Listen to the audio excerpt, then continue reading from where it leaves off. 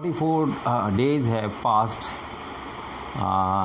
for Russia-Ukraine war, and let's see the latest key issues or key events so far which has taken place in these 44 days. Let's see the fighting part. That is what is happening. British military intelligence says Russian forces are shelling cities in the eastern and southern Ukrainian area, and a place called Izum, which is under their control. So this is what is happening, and southern port city of Mariupol is still being shelled. Many folk, Russian troops are still, concentrated there, and they are destroying that city. And Russian battalion, meanwhile, are blocking the complete city and bombarding the northwestern city of Kharkiv. That is what precisely the military action which is taking place in the eastern Ukraine. And Kremlin spokesperson Dmitry Peskov said that Russia had sustained, now they have accepted that significant losses in Ukraine. That is what now the point has come. And Ukrainian President Vladimir Zelensky says that the situation in Borodyanka, a northwestern town in capital Kyiv, was significantly more dreadful than Bucha. And you see that Bucha, many civilians have been killed in cold blood, and they say that Ukrainian authorities have found more bodies, hundreds of bodies in this area called Borodyanka in northwest of Kyiv. And the United States will send new weapons systems to Ukraine after NATO foreign ministers agreed to accelerate the arms deliveries to NATO, as arms deliveries to Ukraine, as NATO has promised the handheld arms, basically the rocket launchers or deadly weapons which are against the anti-tank, anti-armor, anti-vehicles and low-flying objects. So that is what is precisely NATO countries are planning. And in Mariupol, the situation is very bad. They say that about 2 lakh civilians have been trapped in that area without water, food, medicine, electricity. And about 40,000 to 50,000 residents were forcibly deported to Russia, which has been described as people arriving as refugees. So they may be used as slaves or workers, laborers there in concentration camps, or maybe Russia uses it elsewhere. And the World Health Organization has confirmed that more than 100 attacks on health services in Ukraine, as it calls for humanitarian access to Mariupol.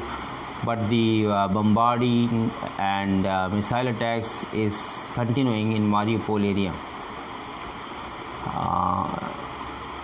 As far as diplomacy is concerned, the United Nations General Assembly has voted to suspend Russia from UN Human Rights Council and expressed grave concern of continuing human rights violation and humanitarian crisis in Ukraine. Russia calls this move as illegal and say that it was already planning to quit the council.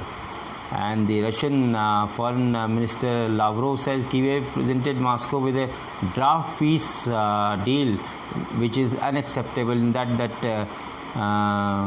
Crimea was also mentioned, but they say that this is not acceptable to Russia and they are not going to discuss this.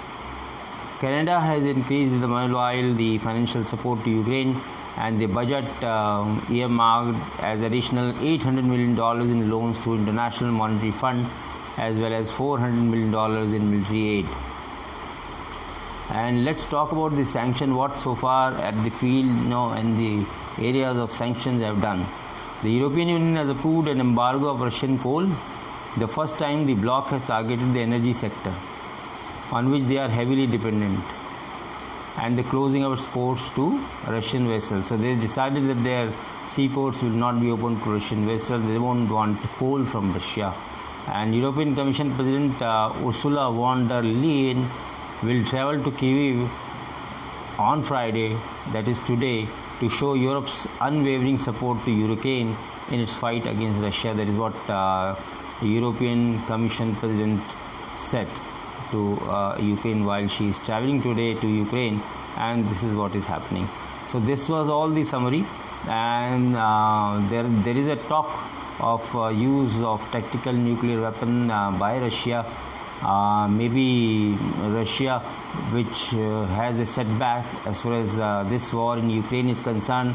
It has lost thousands of soldiers, many hundreds have been captured by Ukrainians, hundreds of tanks, hundreds of artillery guns, and thousands of vehicles have been destroyed by Ukrainian special forces.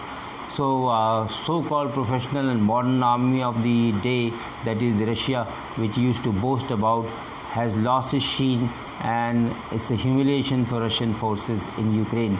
So maybe just to save face, Putin as a last resort may attack Ukraine with a tactical nuclear weapon as a saving grace that they have won the war or something. They may try. But if Russia or Putin extricates itself from this war peacefully by negotiation on the table with Zelensky, with the help of negotiators, that will be very nice for the whole world. Otherwise, a third world war will be in the offing. If that does not happen and Russia feels insulted, humiliated in this war, which is stretching and elongating for nearing 50 days, so Russia would like to come out of this situation as a winner, and maybe as a last resort they may use tactical weapon unless something peace or some initiative comes and a decision is taken to stop war by both the warring sections.